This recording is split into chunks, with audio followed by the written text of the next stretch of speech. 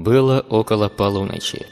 Парень по имени Дима сидел за компьютером и уже собирался идти спать, как вдруг за окном раздался омерзительно громкий скрип.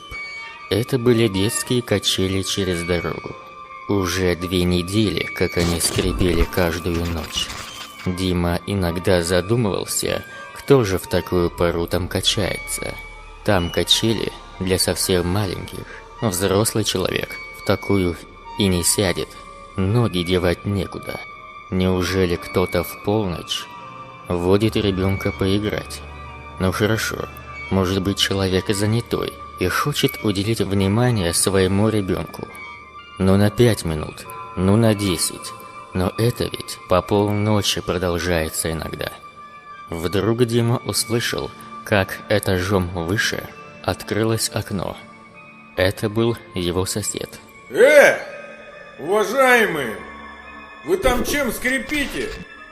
Вы там что? Анусами своими скрипите, что ли? Так я вам сейчас помогу их смазать паяльником. Поздно уже. Кыш отсюда, спать ложитесь. Скрип прекратился, но через некоторое время возобновился и стал каким-то уж совсем мерзким и назойливым.